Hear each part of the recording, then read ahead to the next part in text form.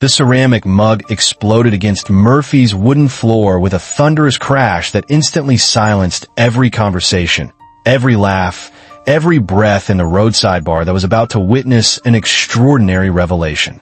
"You think you're something special?" Viper Jackson's voice cut through the sudden quiet like a blade.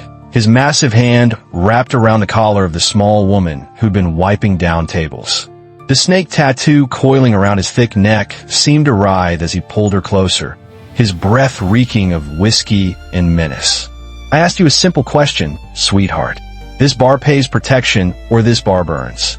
Which one's it going to be?" Elena Thompson kept her blue eyes fixed on the floor, her body language screaming submission, even as 10 members of the Desert Vipers Motorcycle Club rose from their seats, forming a predatory circle around her. She was maybe 5 feet 4 inches in her worn sneakers, her light blue server's shirt hanging loose on her slight frame. Her blonde hair pulled back in a simple ponytail that made her look even younger than her 30 years. Everything about her whispered, ordinary, forgettable, weak. But in exactly 15 minutes, Viper Jackson would be on his knees, begging for forgiveness. The tension in Murphy's Roadhouse had been building for 20 minutes before that glass shattered. The Desert Vipers had rolled in just after 8 p.m., their Harleys announcing their arrival with a thunderous roar that made every patron in the small roadside bar tense up. This wasn't their first visit to establishments along the highway near Camp Pendleton, and their reputation preceded them like a dark cloud. 3 bars in the past month had mysteriously caught fire after refusing their protection services. 2 owners had ended up in the hospital with injuries that the victims claimed came from accidents. Elena had watched them enter while she methodically folded napkins at the service station, her movements precise and economical. Jake, the 25-year-old bartender, had immediately started sweating when he saw the skull patches on their leather vests. "That's them," he'd whispered to Elena. "The Desert Vipers. They're the ones who burned down Rossetti's place in Oceanside." She'd simply nodded, continuing to fold napkins in perfect triangles, each one identical to the last. Jake had noticed this about Elena in the 6 months she'd worked at Murphy's. Everything she did had an almost military precision to it. The way she wiped down tables in perfect grid patterns. The way she arranged condiments with geometric accuracy. The way she never had her back to the door for more than a few seconds at a time. Viper Jackson had made his entrance like a conquering king, all 6 feet 3 inches of him swaggering through the door with his arms spread wide. The snake tattoo that gave him his nickname started at his jaw and disappeared into his leather vest, and his shaved head gleamed under the bar's warm yellow lights. His 9 companions spread out behind him in what Elena quietly noted was a tactically sound dispersal pattern, covering exits, maintaining sight lines, establishing dominance over the space. "Evening, folks," Viper had announced to the dozen or so regular patrons, his voice carrying that particular tone of false friendliness that preceded violence. "Don't mind us.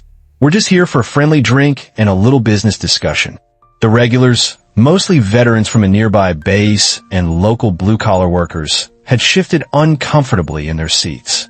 Sheriff Mitchell, a grizzled 55-year-old who'd done 2 tours in Iraq before coming home to serve and protect, had been nursing a coffee at the corner booth.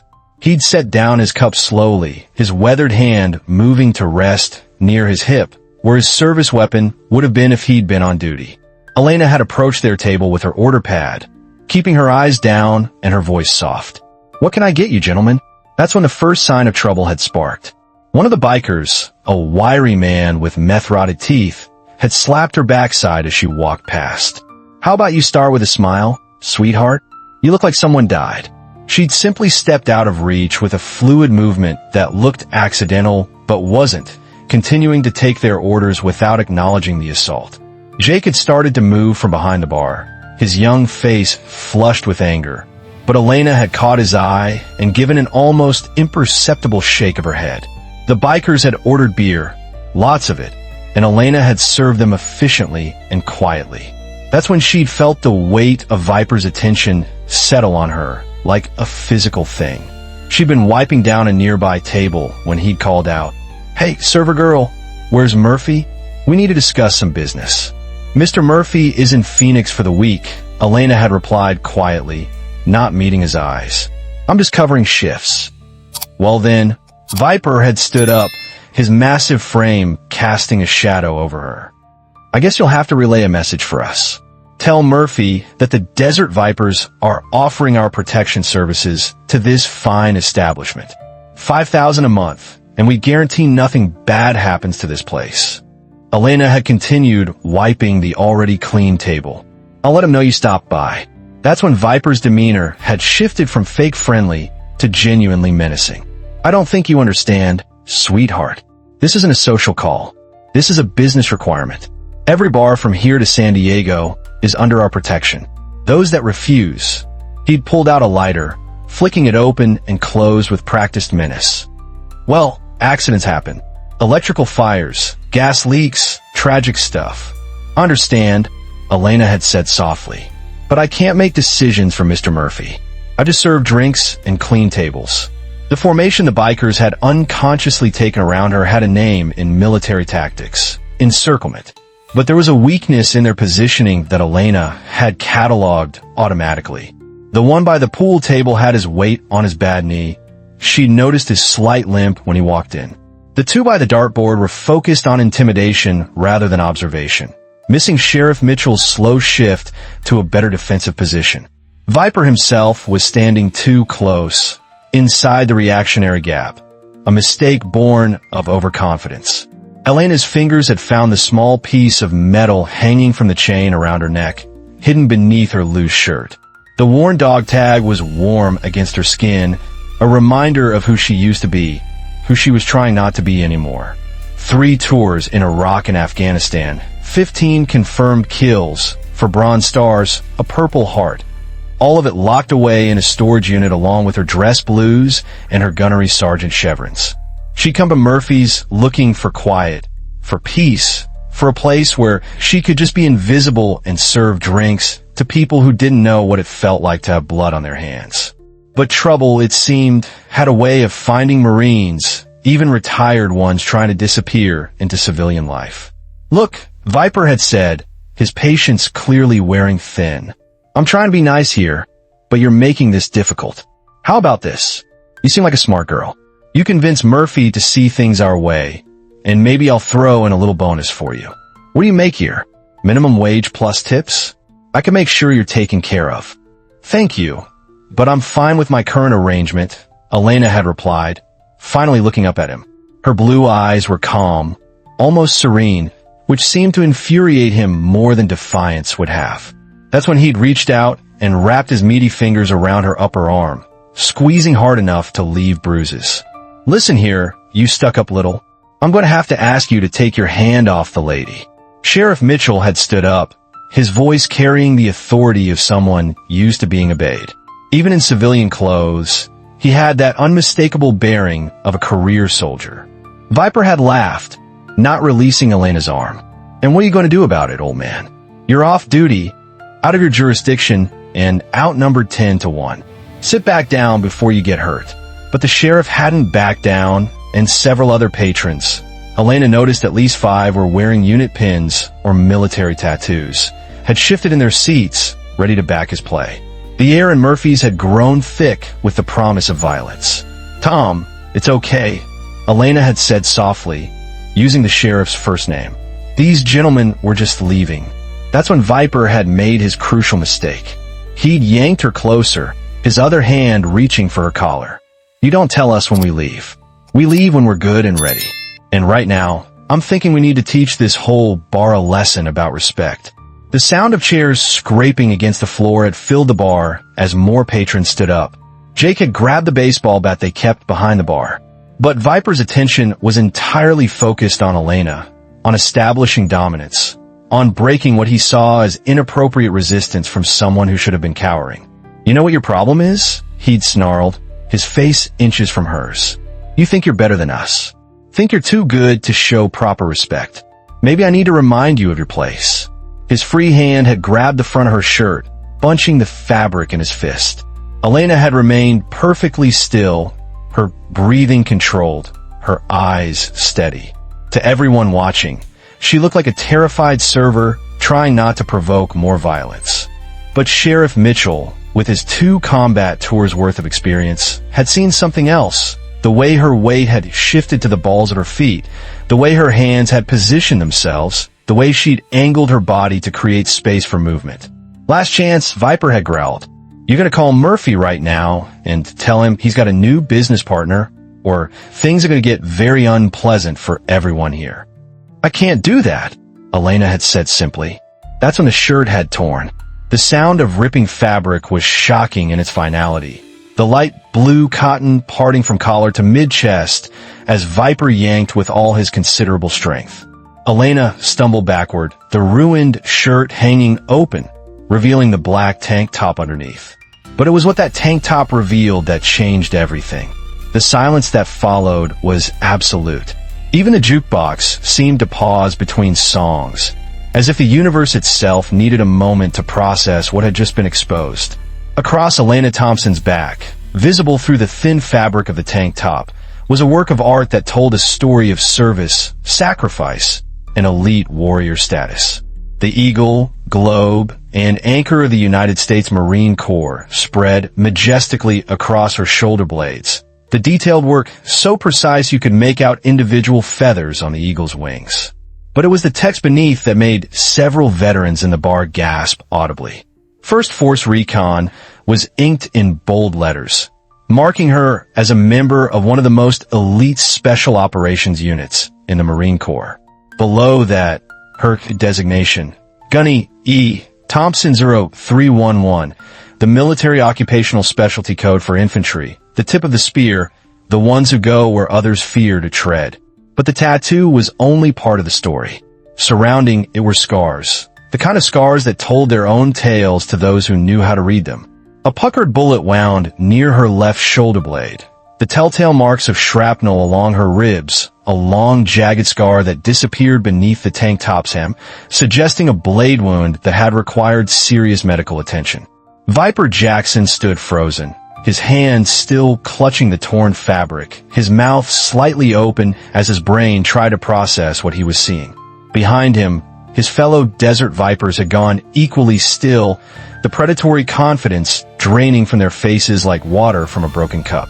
"Force Recon," Sheriff Mitchell breathed, his voice carrying clearly in the silence.